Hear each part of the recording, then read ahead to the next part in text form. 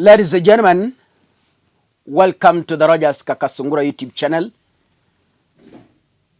A big thank you for the support you're granting this platform. I always thank you because it's not my right for you to subscribe.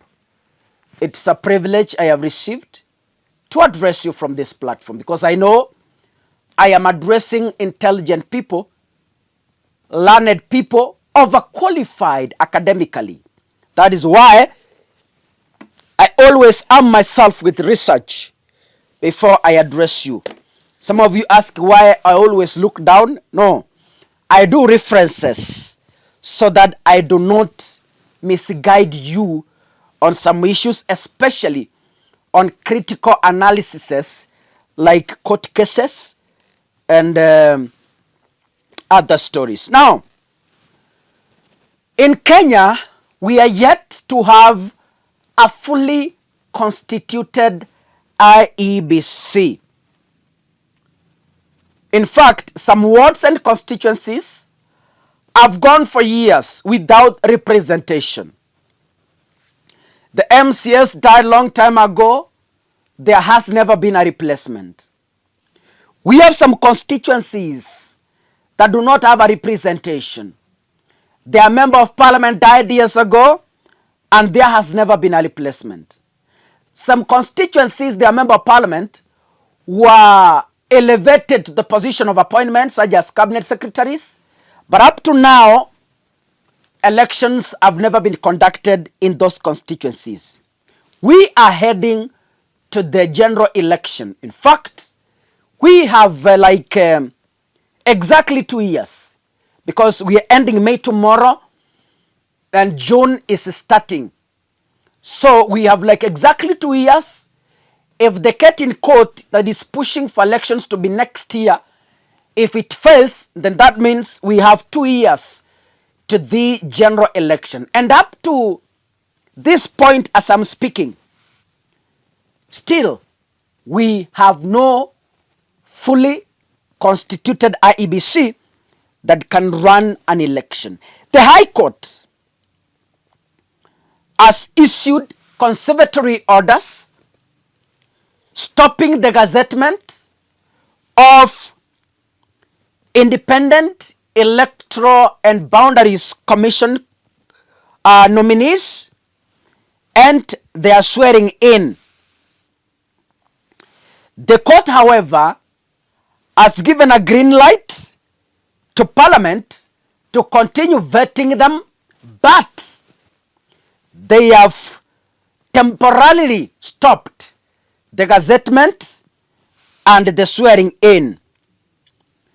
The file has been, according to the documents in my possession, the file has been forwarded to the Chief Justice Martha Koome for the empanelment of a bench that will hear and determine the issues raised in the petition.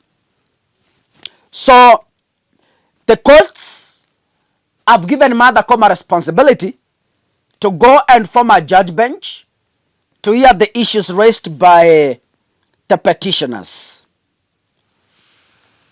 Justice Lawrence Mugambi noted that the issues raised in the petition touch on the sovereignty of the people, and the court noted that the case has raised serious questions and anomalies that the court can't waive off and needs interrogations.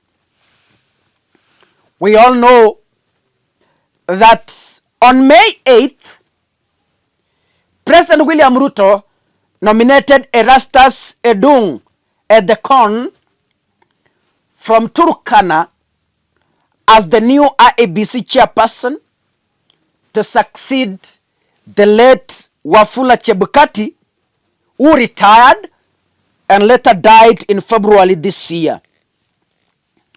Ruto also nominated 6 IEBC commissioners from various regions, among them Registrar of Political Parties Anne Nderitu from Nyandarua, Moses Alutalala Mukwana from Kakamega, Mary Karen Sorobit from Uasin Gishu County, Hassan Nor Hassan from Mandera County, Francis Odhiambo Aduol from Kisumu County, and Fahima Arafat Abdallah from Lamu County.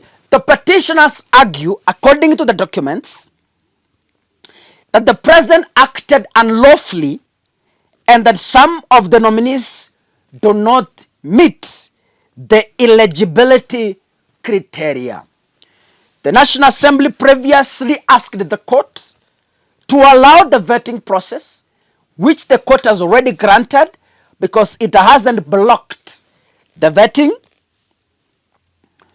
to proceed uninterrupted, arguing that judicial intervention at this stage is premature and contrary to the public interest.